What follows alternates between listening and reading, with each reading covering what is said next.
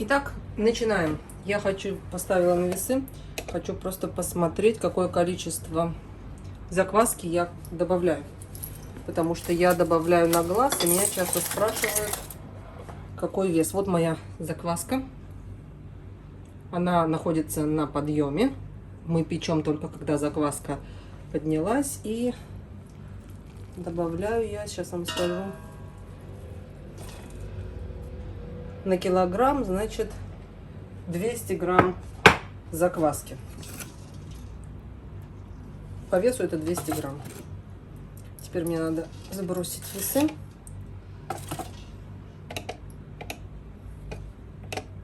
Ой, так, все, 0. Я все добавляю сразу либо в таз, в котором я буду это замешивать, либо вот в эту чашу от миксера, потому что я буду смешивать в миксере. Разницы никакой нет, просто в миксере вы не должны напрягаться. И замешивать тесто не надо, мы просто соединяем ингредиенты. Значит, не забывайте ни в коем случае 2 чайные ложки соли на килограмм муки я беру. Ну, это классический рецепт. Без соли. У меня уже был опыт. Это вкус земли. Закваска у меня, как я вам говорила, цельнозерновая, пшеничная. Здесь у меня деревенская мука. Я буду использовать полкилограмма. Деревенская мука — это промежуточное состояние между белой мукой и цельнозерновой. И цельнозерновая, из которой у меня по сути закваска. Терпеть не могу вот эти вот остатки муки пачками. Всегда у меня рассыпаются везде. Я пробовала муку просеивать и не просеивать. Разницы никакой, поэтому можете спокойно пропускать этот шаг. Килограмм муки есть. Теперь 700 миллилитров воды. 700 миллилитров воды. Нам уже весы не нужны. Можно их убрать. Туда же. Вот и все. И теперь замешиваем. И замешиваем, как я сказала, не надо вымешивать, надо просто соединить ингредиенты. Вот такое вот тесто получилось.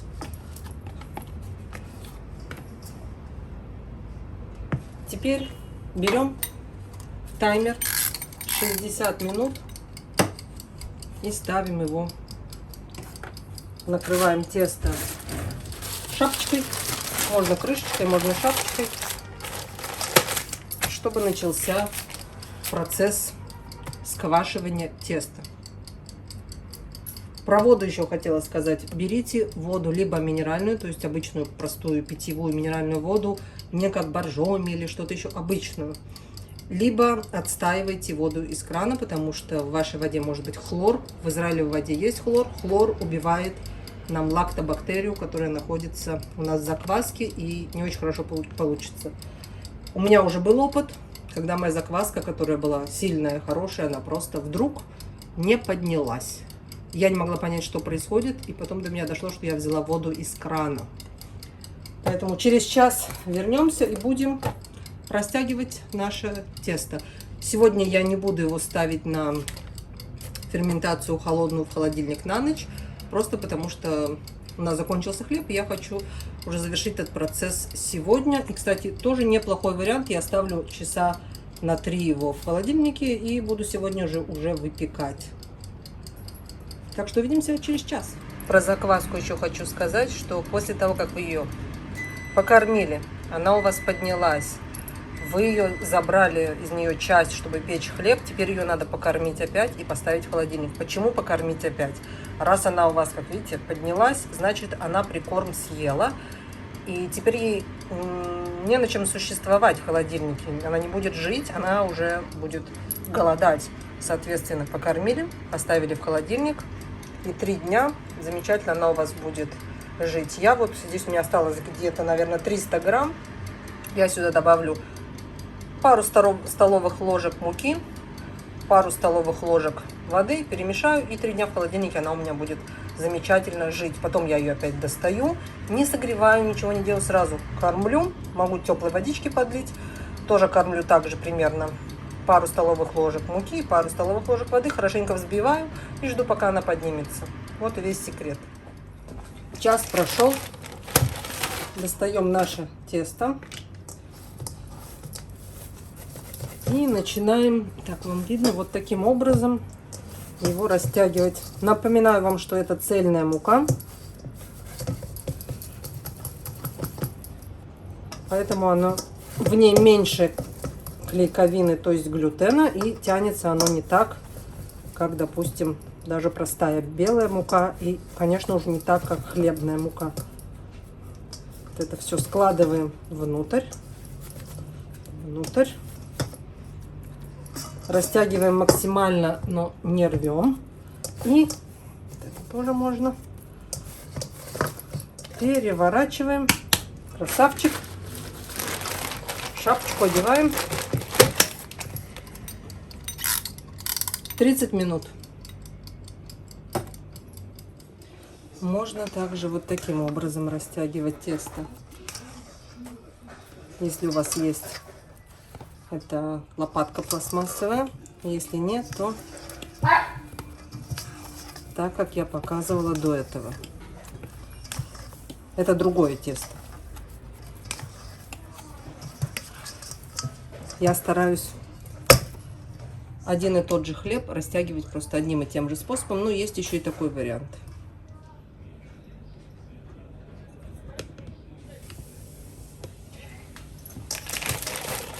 Время пришло. Смачиваем руки. Тесто стало еще более пластичным. И так, я проверю, что вы видите. Растягиваем еще раз. Всего мы делаем так 3 раза. Раз в полчаса.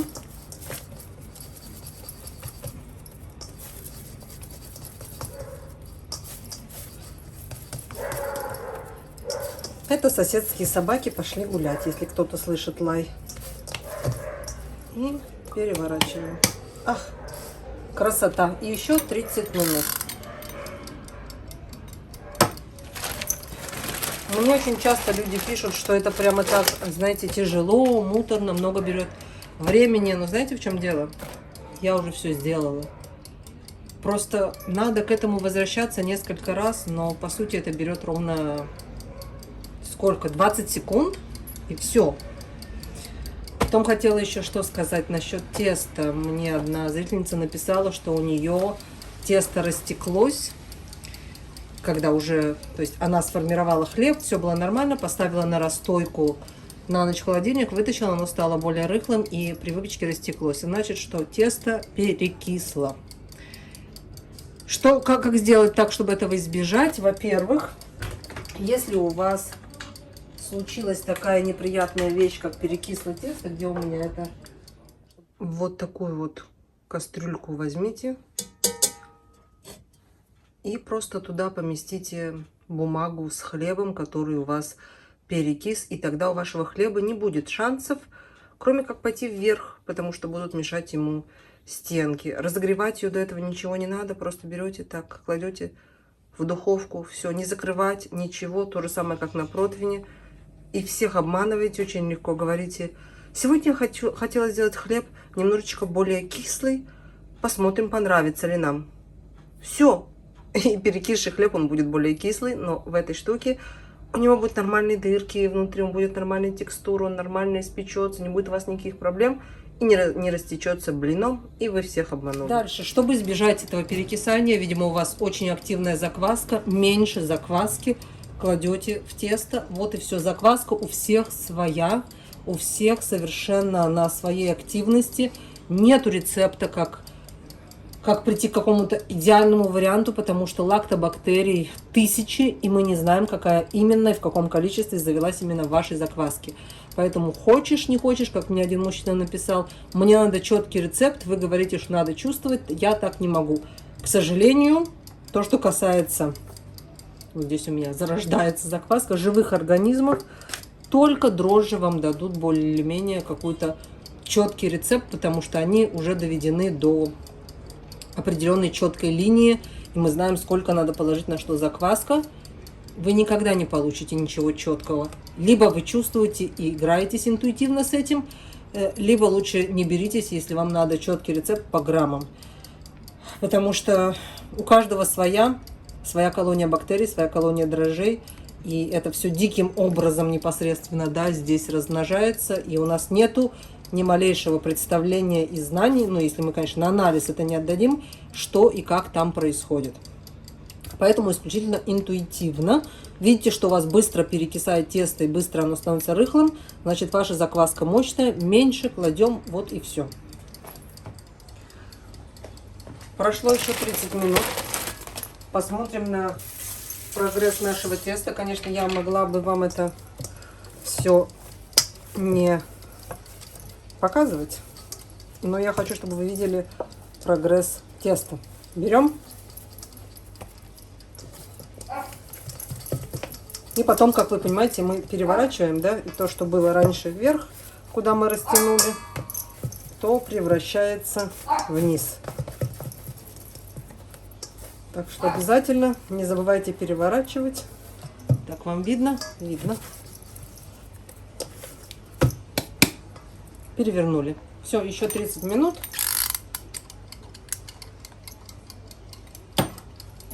Ну вот и все. Последний этап. Берем пекарскую бумагу, сбрызгиваем водой из пульверизатора, для того, чтобы тесто к ней не липло. Достаем наше с вами тесто. Где моя это?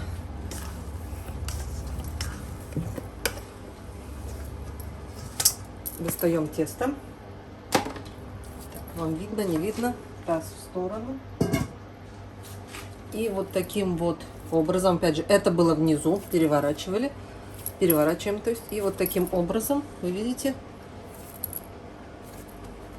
делаем натяжение. Это опять же исключительно то, что я вам сейчас покажу. Пергаментная бумага, дуршлаки. Это мой способ, который я упростила под себя, потому что это единственное, как мне это удобно делать 2-3 раза в неделю. И иначе со всеми этими корзинками, подстилками туда, это просто для меня нереально сложно в плане логистики. Делаем натяжение, но не слишком сильно, чтобы здесь не образовалась дыра. Так, здесь все собрали и положили на бумажку. Смотрите, какой красивый. Зачем мы ее намочили? Видите, когда мы поднимаем, ничего у нас не прилипает. Дальше у меня дуршлаг из Икеи. Кто смотрит мое видео, тот знает. Я в нем растаиваю. Обязательно должны быть дырочки, чтобы происходил какой-то обмен кислородом, иначе оно будет преть.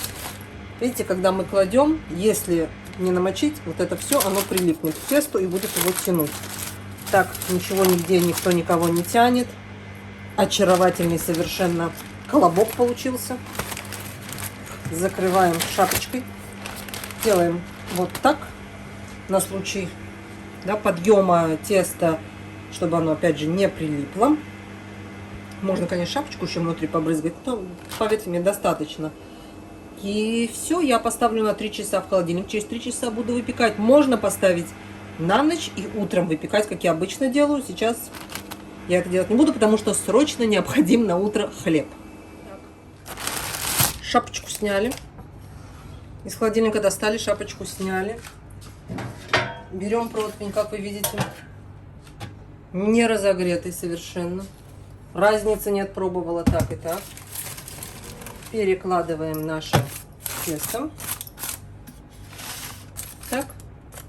Здесь у нас готовый лед, который я кину вниз. После того, как поставлю тесто сразу.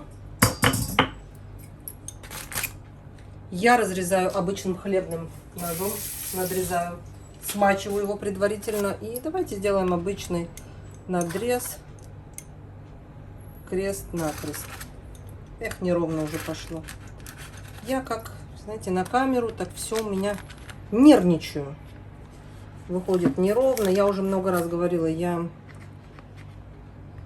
пыталась купить какие-то лезвия, какое-то что-то, но ничего страшного. Резать это тесто это совершенно не страшно, если ты вот сосредоточен на тесте. Просто берете, разрезаете чуть больше, так он чуть больше раскроется, чуть меньше раскроется. Ничего страшного не случится. Здесь у нас, да, лед. И сейчас постараюсь не шпариться и показать вам процесс закладывания в духовку. Она у меня разогрета сейчас на максимальную, на 260 градусов. Потом, значит, ставлю, кидаю вниз лед. Внизу у меня лежит планча большая чугунная, чтобы попка хлеба не подгорала. Можно все что угодно засунуть туда. Можно еще один противень. Вот на нее я и буду это бросать. Что хотела еще сказать? Что-то еще хотела сказать. Полчаса на 260, потом спускаю на 200. Если у вас не греется на 260, включайте на максимум. И потом спускайте на 200. Если у вас больше, чем 200 не греется, включайте на 200, кидайте лед и пеките на 200. Пеку я на килограмм теста, хлеба, пеку я час. Полчаса на максимальный и полчаса на 200. Меня тут спрашивали, надо ли через полчаса вынимать лед. Ну, как бы, если найдете, то вынимайте. Я не думаю, что вы найдете. О, какой свет-то яркий от лампы. Значит, хлеб там. И вниз пошел лед. Таймер 30 минут. И 30 минут не открываем духовку. Придется с любопытством 30 минут посидеть. Потом уже можете заглянуть, посмотреть, как там ваш хлеб. Но 30 минут не трогаем, чтобы он просто не опал. Через 30 минут понижаем температуру и, соответственно, можем проверить, что там наш хлеб, как он выглядит. Вот он, мой хлеб.